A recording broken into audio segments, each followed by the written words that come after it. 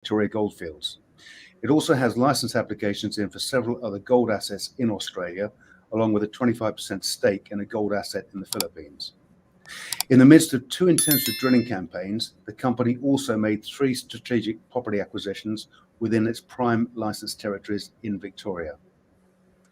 Now, I interviewed former Chief Executive Craig Brown at the end of September before his tragic and untimely death a few weeks later. Since then, David Tang, Chairman, and two board directors have formed a committee to continue driving forward the intensive drilling campaign that Craig put in place. I'm joined today from Victoria by one of the directors and also head geologist, Adam Jones. Hello, Adam. How are you? Hello, Alan.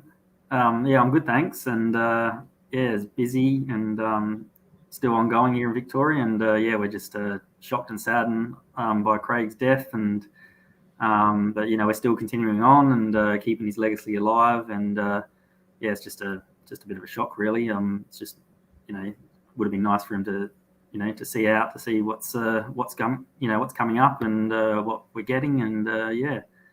It was just a very big driver behind a lot of things. So, but anyway, we're still continuing on his legacy, and we've still got some of that passion. We got that passion there as well ourselves. So, yeah, that's important. Yeah, he was a huge character, and he's very much missed. It's a shock to all of us. But we did see some lovely gestures from traders and investors buying multiples of 51 shares in the market. 51, of course, was Craig's age when he died. I'm sure he wouldn't want us to linger too much on his memory because, we're here to talk about the projects that the company is engaged in and the progress. So I'm going to press on and discuss the very latest developments. Before we talk about the latest drilling results from Bailiston, ECR has a 25% stake in the Dangley Gold Project in the northern Philippines. And this has to add some substantial value to the ECR asset portfolio. Yes, as we know, that Danglei's sitting there with an inferred mineral resource of 63,500 ounces at the moment, and at an average grade of about 1.55 grams, and that's based on the Canadian N1 413 standard, and that's based on exploration previously carried out by ECR in 2014, 2015. Yeah, we're still in the proceeds of securing a couple of more like paperwork stuff, really, and but that's very good. We've been having some positive news, and Craig was actually a big driver behind that and keeping things alive there. And so we've just picked up where he sort of left off, and just been keeping communication with the Philippines team and just making sure that stake in that operation over there is secured still in ECR's name, and yeah, it's all positive there. So a lot of things have been going on. ECR is quite committed to the area. We've got we participate in the local community there with food relief programs, especially during COVID, with the COVID pandemic around the world. They were hit pretty hard there as well. So we're just helping out there and just making sure that we support their needs and make sure that we have a positive impact in the area too. Yeah. Okay, so that's great about the Dangley project, and I'm sure we'll hear more about that in the next few weeks. But let's talk now about the latest drilling results from HR3 at Bailiston. Hole BH3DD009 returned 0.7 meters at 28.06 grams per ton gold from 52.7 meters depth on the Maori Reef. And I understand that you've now acquired a detailed understanding of the geology across the HR3 goldfield. Yeah, that's correct. If I refer to the figure 1 there, just so the listeners can see where, back to the overview map on fig 1 there, Alan. The overview map, that's it. Yeah, so as you can see, what we're talking about there is the Maori Reef, which is the far eastern quartz vein there and structure. It's historically been mined. We don't know any information on it. It's mined over 140 years ago with no records. Historically, there's been some old percussion holes put into it, and one in particular, which was called BLP 136, and that actually hit 1 meter at 34 grams a ton. And so that sort of created a bit of interest there. So So BH3 DD009 is actually drilled on section. There's 3 holes there, which we're still waiting on results for. But our first results are from hole 9, which we're reporting on now, and it came back at 28.06 grams over the 0.7 of a meter. It's quite exciting, really, because it's sort of proving up that this the Mara Reef is actually on this sort of a south plunging anticline. So if you go to Fig 3 there, and I'll just describe that. Yep. So we've got a long section here at the Mara Reef, and earlier on in the year we drilled BH3 DD006 and DD07, the phase 1 holes you see down in the bottom right there on that long section there. And from the structural information we got there from which we're getting from all the diamond drilling, once we reconstructed into our CAD and 3D programs, we realized that there's quite a south plunging fold nose there, which we've termed now the Mara anticline. And when you start interpreting the up dip of this plunge, as you can see on the sort of central left of this long section here, it all seems to line up where the percussion hole from the 1980s there, that BLP 136 at 1 meter at 34 grams was hit. And now, as you can see in the center of the page there, we've actually just drilled right through with BH3 DD009, and as you can see, we've actually hit some gold there.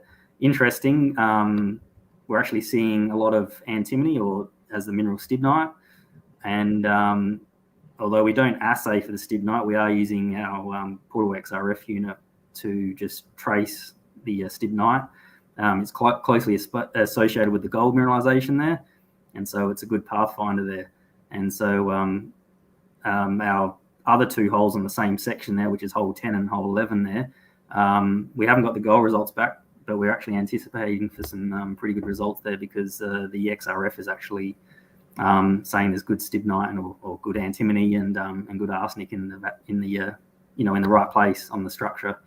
So so going ahead on that long section, you'll see I've got just to the left of that section we've just drilled with hole 9 and 10, 11. We're currently actually just set up, and the drill rig is probably going to start drilling in the next day, and it's all set up ready to go, about to collar in the ground, and we're going to start seeing if we can expand that sort of gold footprint. And so it's looking like this Mara anticline is going to be it's a good conceptual target to follow up on, I think, and try and get a little bit of a resource happening, and get some numbers in there. So you're drilling tomorrow. Have you got a gold mine at HR3, do you think, Adam? And also, while we're on that, where does the Nagambie Rushworth property fit in? I'm just going to bring up that slide now. Yeah, so the Ballaston property there on the Nagambie Rushworth Road sits it sits right on the eastern boundary of the Cherry Tree Reserve, where we've just finished drilling, and it's about 2 kilometres directly south of where we are now in BH3, or what we call HR3 Reserve. So where the current drilling is going on.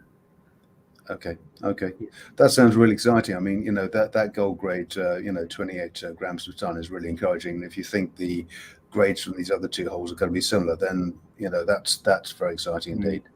Yeah.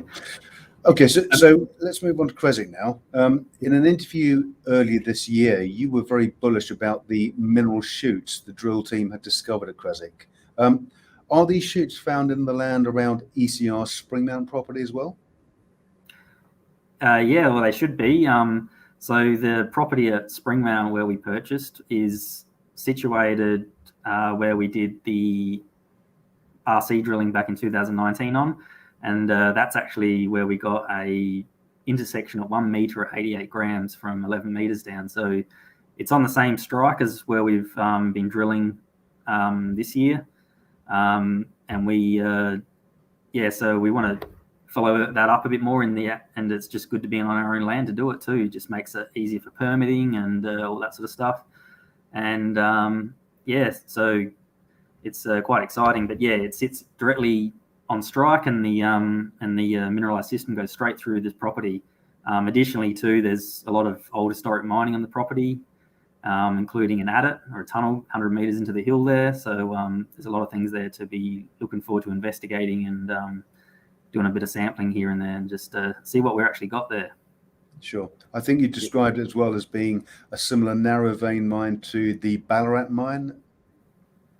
Yeah, that's correct. Yeah, so most of central Victoria is narrow veins. So, there might only be 1 meter wide quartz veins, but quite often they'll be, they could be pretty spotty gold, but there'd be nuggets in the vein. And, and that's that's only one of the things I am a little bit thinking about with the sampling at Creswick is that, you've got to have a big enough sample size to be representative and make sure you get some of that gold in the sample. That's the only tricky thing about there, but it's very well known for really super high grades and nuggets in the veins. Yeah. So you've got to be drilling right through that right spot, and that's what I'm terming with these shoots are. Sure. And of course, all these samples are coming out of the ground and being passed on to the core shed team, which are working flat out at Bendigo to process the assay results. Now, of course, ECR also purchased a third property at Bassett Road, Sebastian. When do you anticipate these operations will be able to move lock, stock and barrel to that new 59-acre property at Bassett Road? So we're currently using the property to store, we've got like a sludge truck that supports our drill rig. That's for removing the waste from the drill sludge periodically. So we've got that stuff stored there. We've actually moved all the diamond core we've already logged and sampled. So we're storing it there on that property. All the staff are actually accommodated there during the week while they work away. So we're saving, good funds there, where we don't have to pay for accommodation or anything like that. And, and the other thing is that, the properties in the area are just going up in value all the time at the moment. So, so it's a good asset to have. At the moment, the core shed in Bendigo, it's about a 20-minute drive from this property to get to work there in the morning. So it's very well set up at the moment, and we've still got our lease there still to go into the new year before we think about renewing it, or are we going to move the whole lot out to the shed here. But going forward at the moment, it's been used very well for accommodation and storing stuff. So it's saving a lot of costs there. Yeah. Excellent. Now, Craig, of course, really engaged the investing community by running a social media campaign to name the Midas drill rig. We understand a second Cortec rig will be arriving in Australia shortly. Where do you intend to deploy that, Adam? Yeah, so the new rig that will be, which we've purchased, is equivalent to about a UDR 1000. So it's quite a big rig. It's a multi-purpose rig, so it can do diamond and RC. But we haven't got any set plans like it's going to go directly to here yet, but I'm sort of anticipating that we're going to take it down to our property in Creswick and probably do some drilling on there. Be a good test for it as well.